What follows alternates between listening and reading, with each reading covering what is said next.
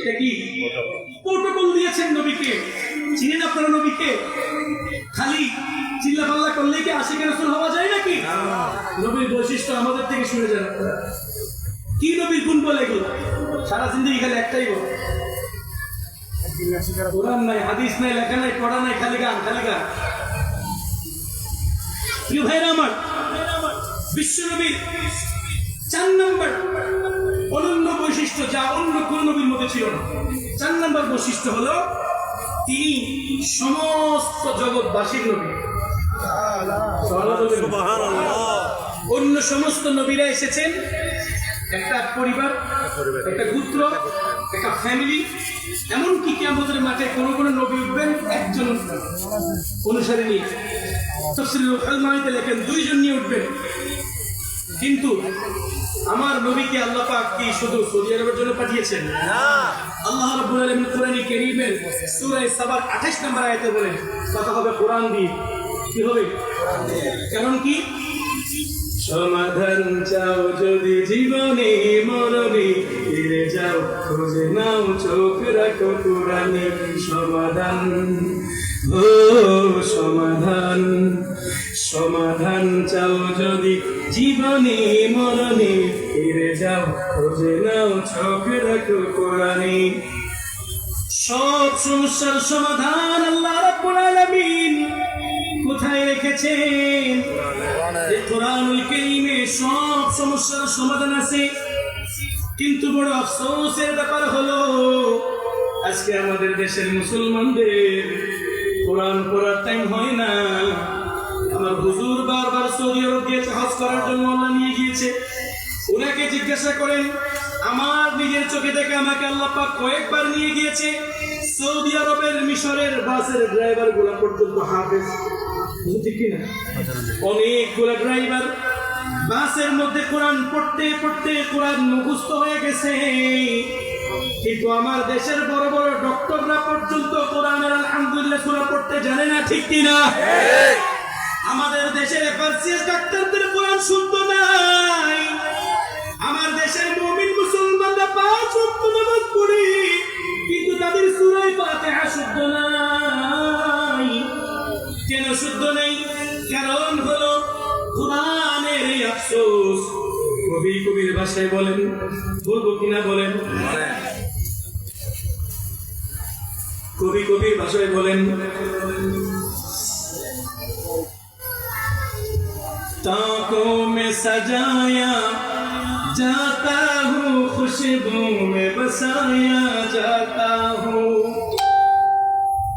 ताकों में सजाया जाता हूँ, खुशबू में बसाया जाता हूँ। जब कौल कसम लेने के लिए तकरार की नौबत होती है, फिर मेरी जरूरत होती है, हाथों में उठाया जाता हूँ। अल्लाहु अकबर। रास्ते बोले कभी कबीर भाषाएं बोलें, ताकों में सजाया जाता हूँ, खुशबू में बसाया जाता हूँ। और ये मुसलमानरा আমাকে তাকের মধ্যে সাজানোর জন্য বাসা বাড়িতে নিয়ে রাখা হয়। এক রমজানে আমাকে একটু করে পড়ে তাকের মধ্যে রাখা হয়।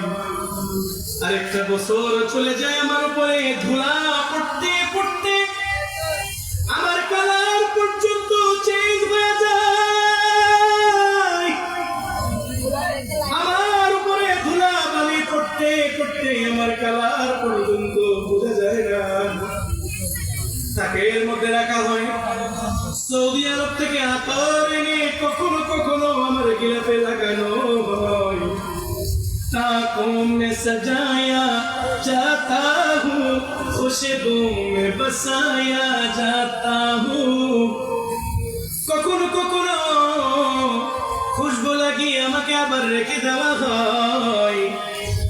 আবার বলেন, जब कौल कसम लेने के लिए तकरार की नौबत होती है, फिर मेरी जरूरत होती है, हाथों में उठाया जाता हूँ। ओहे मुसलमानेরা, সারা বছর আমাকে কেউ টাচ করে না, সারা বছর আমাকে কেউ হাতেও নেয় না, কিন্তু যখন স্বামী স্ত্রী তর্ক বিতর্কে লিপ্ত হয় কসম করার জন্য ঠিকই আমাকে হাতে নেয়, ঠিক কিনা? যখন স্বামী স্ত্রী ঝগড়া হয় তখন ঠিকই কসম করার জন্য আমাকে মাথায় নেওয়া হয়। কোরআন তার নিজের দুঃখগুলা প্রকাশ করতেছে। যখন টাকা চুরি হয়, চোর সাব্যস্তর প্রমাণ করার জন্য আমাকে মুসলমান হাতে দেয়। যখন কোনো বাড়াবাড়ি হয় আমাকে মুসলমান হাতে নেয়। কোর্টের মধ্যে যাহা বলিব সত্য বলিব, মিথ্যা বলিব না, এই কথা বলার জন্য কোর্টের মধ্যে আমাকে হাতে লাগানো হয়। কিন্তু একটা বছর চলে যায়, কোন মুসলমান আমাকে খুলে দেখে না, কোনদিন রিসার্চ করে দেখলো না আমার আল্লাহ আমার ভিতরে কি বিধান দিয়েছেন, আমার আল্লাহ আমি কোরআনের ভিতরে কি রেখেছেন। আরে আলমগীর, আমি দেখতেছি, চলো আসো ক্লাবের সামনে, আমার ক্লাবের সামনে। ফাতিহাটাও শুদ্ধ করার মতো ক্ষমতাও তোমাদের নেই। এই জন্য কোরআনের কথা কবি নিজের মুখে বলেন, ताकों में सजाया जाता हूँ, खुशबू में बसाया जाता हूँ, ताकों में सजाया जाता हूँ, खुशबू में बसाया जाता हूँ। जब कौल कसम लेने के लिए तकरार की नौबत होती है, फिर मेरी जरूरत होती है, हाथों में उठाया जाता हो। ठीक की ना? मुसलमान একটা কোরআন সামনে রাখেন নাই মাহফিল, কোরআন রাখা জরুরি মাহফিল। মুসলমান আজকে বিজাতিদের সংবিধান, বিজাতিদের কৃষ্টি কালচারকে বাস্তবায়ন করতে মুসলমান প্রস্তুত, কিন্তু কোরআনে কারীম আল্লাহ পাক দিয়েছেন মানুষের জীবনের সংবিধান রচনা করার জন্য, ঠিক কিনা? এই কোরআন শুধু খতম করার জন্য দেয় নাই, এই কোরআন পড়ে পয়সা কামানোর জন্য, হুজুরদের পেট পূজা করার জন্য কোরআন নাযিল হয় না, ঠিক কিনা? এই কোরআন নাযিল হয়েছে সংসদে আল কোরআনের আইন বাস্তবায়ন করার জন্য, ঠিক কিনা?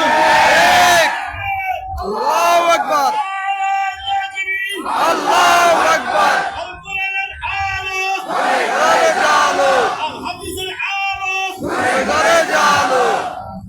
প্রিয় ভাইরা আমার, এজন্য আসুন সকলে ঐক্যবদ্ধ হয়ে এই কোরআনকে বোঝার চেষ্টা করি, কোরআনকে হৃদয়ে ধারণ করি। কোরআনের প্রত্যেকটা পরতে পরতে মানুষের জীবনের যে সংবিধান রূপে কারীম রচনা করেছেন, এই রচনা, এই রবের হুকুম মানব জীবনে বাস্তবায়ন করার জন্য কারা কারা প্রস্তুত? দুহাত তুলে আল্লাহকে দেখান। নারায়ে তাকবীর। প্রিয় ভাইরা আমার, হাত নামান। প্রিয় ভাইরা আমার, আজকে আমরা প্রত্যেকেই মুসলমান, কিন্তু আমরা নামের মুসলমান, নামে আমরা মুসলমান ভাই, কাজের বেলায় কিছু নাই, কইতে গেলে লজ্জায় মরা যায়, ঠিক কিনা? ঠিক। তোমরা গুসা না হো ভাই রে ভাই, কইতে গেলে লজ্জায় মরা যায়। নামের মুসলমান আমরা, কাজের বেলায় পাওয়া যায় না। নবীর নামে টাকা তুলে লক্ষ লক্ষ গই মহিষ জবে করতে পারি, এটা খারাপ নয়, এটা ভালো কাজ। নবীর নামে খানা করা ভালো কাজ, কিন্তু আমার প্রশ্নের বিষয় হলো, যারা নবীর মহব্বতে গরু মহিষ জবে করে নবীর বিরুদ্ধে যখন কটূক্তি করা হয়, তাদের ইশক তখন কোথায় চলে যায়? নবীর পক্ষে স্লোগান দেওয়ার জন্য তাদেরকে খুঁজে পাওয়া যায় না। নবীর পক্ষে জীবন যারা দেয়, নবীর বিরুদ্ধে কটূক্তিকারীদের বিরুদ্ধে প্রতিবাদ যারা করে, আল্লাহর কসম করে বলি, এই পৃথিবীতে তারাই কেবলমাত্র শুধুমাত্র আশিকে রাসূল, বাকিরা ভক্ত, ঠিক কিনা?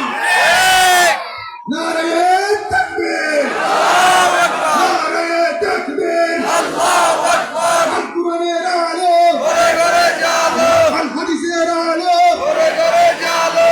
কাফের কাফের কাফেরিরা কাফের, প্রিয় ভাইরা আমার, কাফের। প্রিয় ভাইরা আমার, সময় খুব কম, কথাগুলো বোঝার দরকার আছে। এই জন্য আজকে আপনাদেরকে নবীর মর্যাদা নিয়ে আলোচনা করতে গিয়ে আরেকটা মেসেজ দিয়ে যাই। হে গোসাইনডাঙ্গার মুসলমানেরা, আজকে আপনাদেরকে দায়িত্বহীন কণ্ঠে একটা মেসেজ দিয়ে যাই। আজকে 2024-এ আন্দোলনের মাধ্যমে বাংলার যে পরিবর্তন বাংলার দামাল ছেলেরা এনেছে, ইনশাআল্লাহ আগামীর দিনে দ্বীনকে কায়েম করার জন্য জমিনের বুকে, বাংলার বুকে দ্বীনকে প্রতিষ্ঠিত করার জন্য নিজের বুকের তাজা রক্ত দিয়ে দেওয়া লাগে। রক্ত দেওয়ার জন্য কারা কারা প্রস্তুত? দুহাত তুলে আল্লাহকে দেখাও। নারায়ে তাকবীর, আল্লাহু আকবার, নারায়ে তাকবীর, আল্লাহু আকবার। ভারতের দালালেরা হুঁশিয়ার সাবধান, ইহুদির দালালেরা হুঁশিয়ার সাবধান, কাফেরের দালালেরা হুঁশিয়ার সাবধান, কাফের কাফের। আমরা শতকরা 90 থেকে 92% মুসলমানের দেশে শিক্ষা কার্যক্রমের ক্ষেত্রে আমরা সবাই দেখেন, বেশি বেশি করে শেয়ার করুন, তাদেরকে দেখতে চাই না। এবং ভবিষ্যতে সংসদে যেই ক্ষমতায় যাবে, আইন পাস করতে হবে, নবীর পরে কোন নবী নাই, সংসদে আইন চাই, ঠিক কিনা? এবং আমার নবীকে যারা মানে না, তাদেরকে অবিলম্বে কাফির ঘোষণা করতে হবে, ঠিক কিনা? আরেকটা আইন আমরা সংসদে বাস্তবায়ন চাই, সংসদে বাস্তবায়ন চাই। সেটা হলো, ভবিষ্যতে আমার নবীকে যারা কটূক্তি করবে, আমার নবীর বিরুদ্ধে আচরণ যারা করবে, তাদের সর্বোচ্চ শাস্তি ফাঁসি বাস্তবায়ন করতেই হবে। এগুলো হলো ইশকে রাসূল, এগুলো হলো নবী প্রেম। তোমরা শুধু জিলাপি খাওয়া, চিন্নি খাওয়া আর বিরিয়ানি খাওয়া কে নবীর প্রেম বানাইছো? ভান্ডামি এগুলা। তোমরা হইলা জিলাপির মজনু, নবীর মজনু নয়। নবীর জন্য রক্ত দিতে তোমাদেরকে দেখা যায় নাই, দেশের জন্য রক্ত দিতে তোমাদেরকে দেখা যায় নাই, জনগণের পক্ষে তোমাদেরকে পাওয়া যায় নাই, বিরিয়ানির পক্ষে তোমাদেরকে পাওয়া গেছে। আপনারা বিরিয়ানির পক্ষে থাকবেন নাকি নবীর পক্ষে? কথাগুলো খারাপ লাগতেছে, খারাপ লাগতেছে না? প্রিয় ভাইরা আমার, অন্যদিকে চলে যাচ্ছে, এটাও নবীর মর্যাদার সাথে সম্পৃক্ত, এটি বাইরে। আল্লাহ বোঝার তৌফিক দান করুন। এবার আসেন, গেল কয় নাম্বার? 4 নাম্বার। নবী করিম সাল্লাল্লাহু আলাইহি ওয়াসাল্লাম শুধুমাত্র বাংলাদেশের নবী না, বিশ্বের নবী? নবীর অনন্য মর্যাদার মধ্যে একটা মর্যাদা হলো, নবী হলো তামাম জগতের নবী। আল্লাহ পাক কোরআনে কারীমের সূরা সাবার 28 নম্বর আয়াতে বলেছেন, ওয়ামা আরসালনাকা ইল্লা রাহমাতাল লিল আলামিন।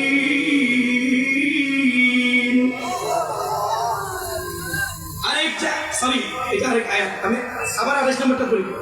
ওয়ামা আরসালনাকা ইল্লা কাফাতান লিন-নাসি বাশীরান ওয়া নাযীরা ولكن أكثر الناس لا يعلمون।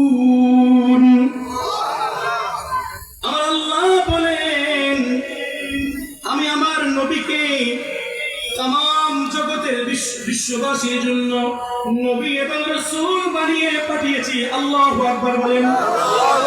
বলে আয়াতের মাধ্যমে প্রমাণ হয়ে গেল আমার নবী কি শুধু এলাকার নবী নাকি বিশ্ব জগতের নবী? বিশ্বজগতের নবী। এই বৈশিষ্ট্য অন্য কোন নবীর মধ্যে আছে নাকি বলেন? শুধুমাত্র এই বৈশিষ্ট্য কার মধ্যে আছে?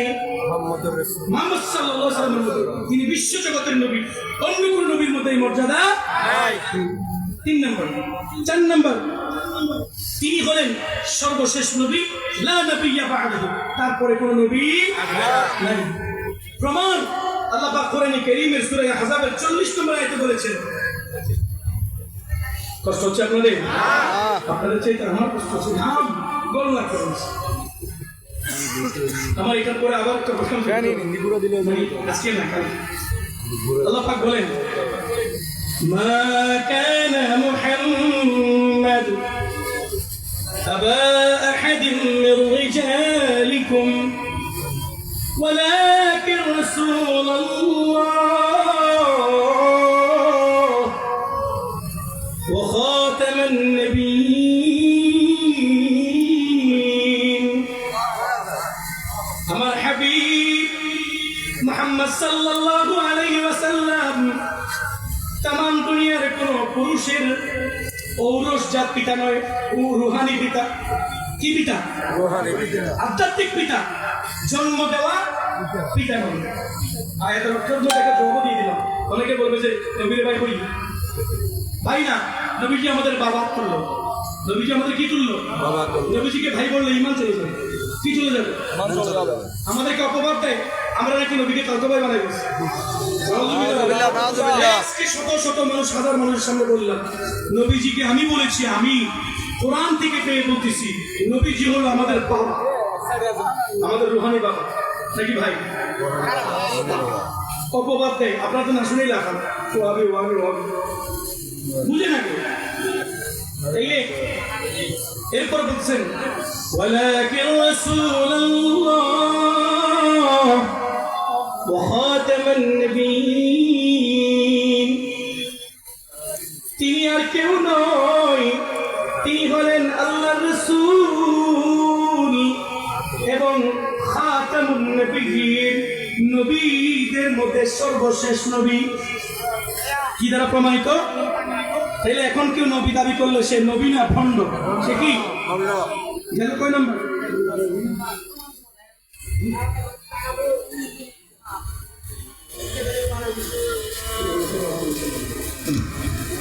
আচ্ছা এরকম আচ্ছা শুনেন, হ্যাঁ গেল কয় নম্বর? 5 নম্বর।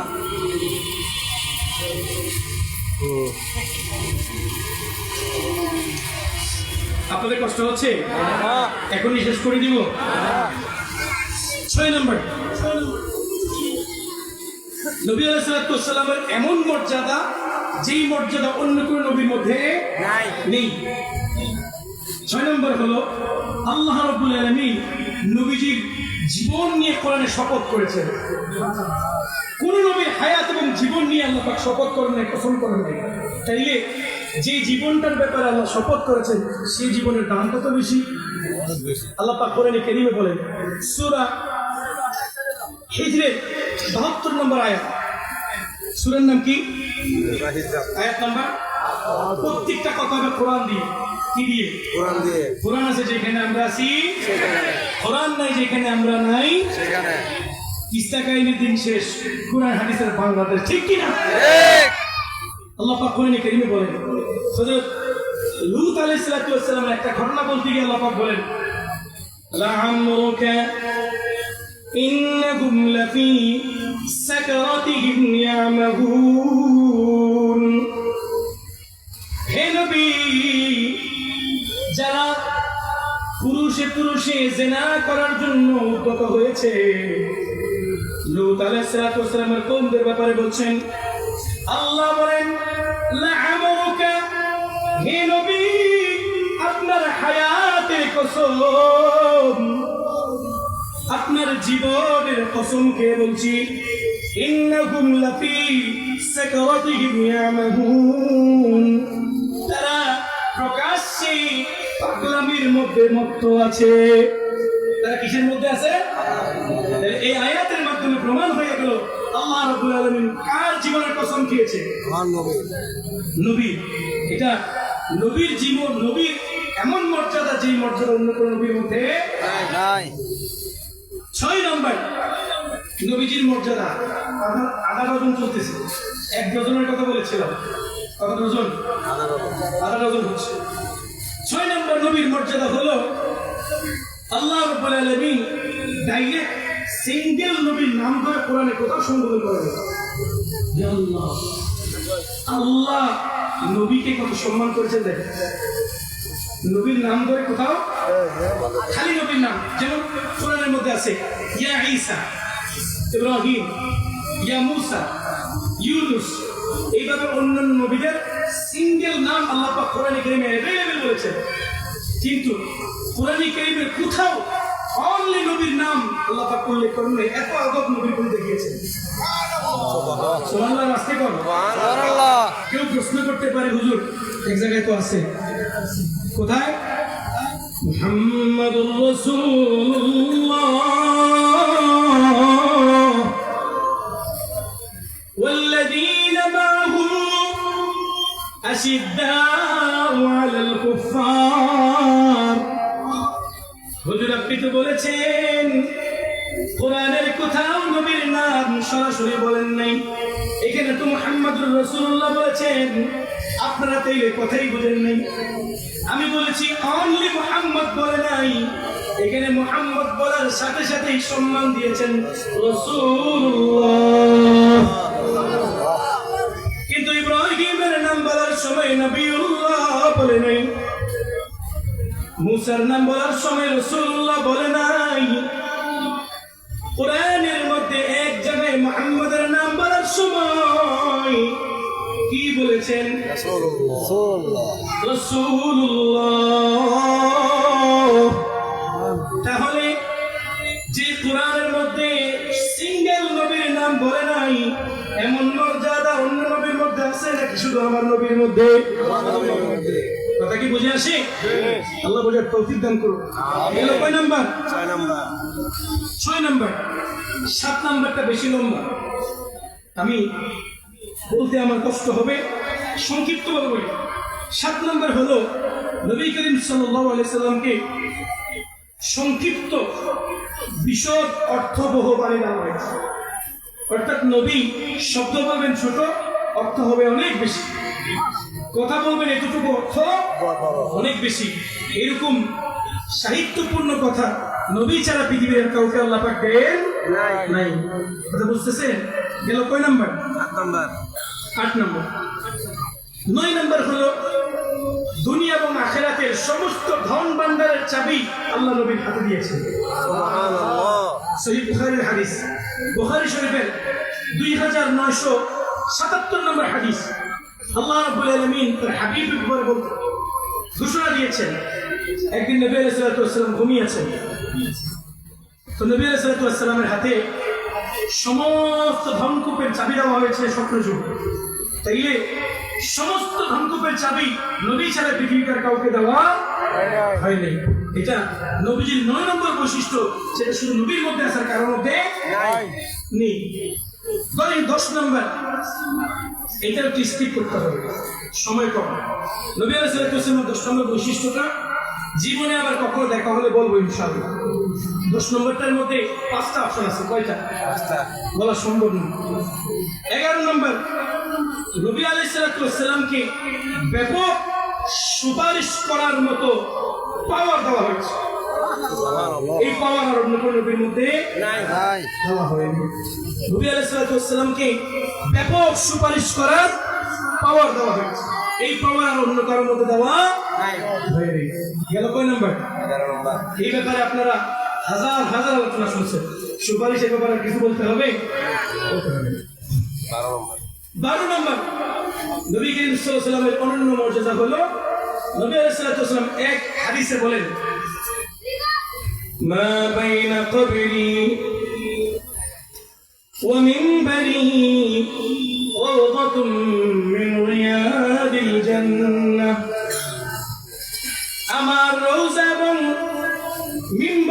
মধ্যবর্তী জায়গাটা হলো জান্নাতের টুকরা।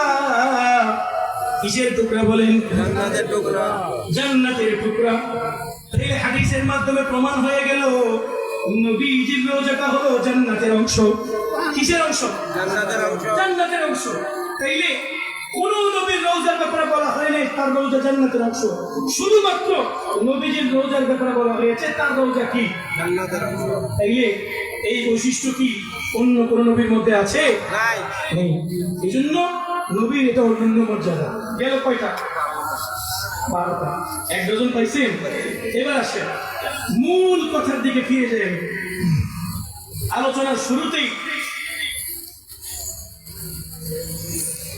আমি আপনাদেরকে মর্যাদার ক্লাসিফিকেশন বলেছিলাম।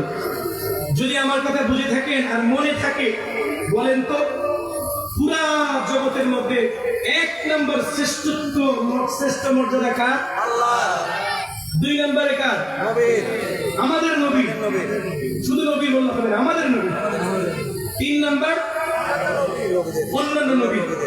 4 নম্বর সাহাবী। সাহাবায়ে কেরামদের। 5 নম্বর ওলিয়া উলিয়াদের। 6 নম্বর আমরা সাধারণ যারা মানুষ। মনে আছে আপনাদের?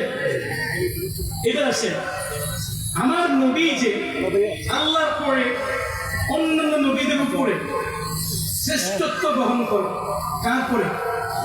তাকে আল্লাহর সমান। এই ক্লাসিফিকেশনটা না বুঝলে নবীকে আল্লাহর সমান বানাই ফেলবেন। নবী আল্লাহর সমান নাকি আল্লাহর পরে? আল্লাহর পরে। অন্য নবীদের সমান নাকি অন্য নবীদের উপরে? অন্য নবীদের উপরে। এবার আসেন আল্লাহ রাব্বুল আলামিন কোরআনে কারীমের সূরা বাকারা 143 নম্বর আয়াতে বলেন, وَكَذَلِكَ جَعَلْنَاكُمْ أُمَّةً وَسَطًا لِتَكُونُوا شُهَدَاءَ عَلَى النَّاسِ। আল্লাহ পাক বলেন, আমি জাআলনাকুম উম্মাতান ওয়াসাতা, হে নবী আপনার উম্মতকে এমন উম্মত বানিয়েছি যে উম্মত হবে অন্য উম্মতের জন্য ন্যায় নিষ্ঠা প্রতিষ্ঠাকারী। ন্যায় বিচার কি কারি? প্রতিষ্ঠাকারী। এতটুকু পর্যন্ত অর্থ বুঝে তাফসীরের দিকে চলে যাই। এই আয়াতের তাফসীরটা করেই ইনশাআল্লাহ আমি আমার আলোচনা শেষ করব। তাফসীরের রুহুল মাআনিতে আল্লামা আলুসি আলাইহির রাহমা এই আয়াতের তাফসীর করতে গিয়ে এবং সহিহ বুখারীর 2 নম্বর খণ্ডের কিতাবুত তাফসীর ইমাম বুখারী আলাইহির রাহমা এই আয়াতের তাফসীরের আলোকে একটা হাদিস এনেছে এবং এই হাদিসটা নবী আলাইহিস সালাতু ওয়াস সালাম উল্লেখ করে বলেছেন, আমার এই হাদিসটা হলো সূরা বাকারার 143 নম্বর আয়াতের তাফসীর। সুবহানাল্লাহ বলেন। সুবহানাল্লাহ। এবার আসেন হাদিসে কি আছে এটা বোঝায় করে। কিয়ামতের কঠিন ময়দানে যখন সমস্ত উম্মতরা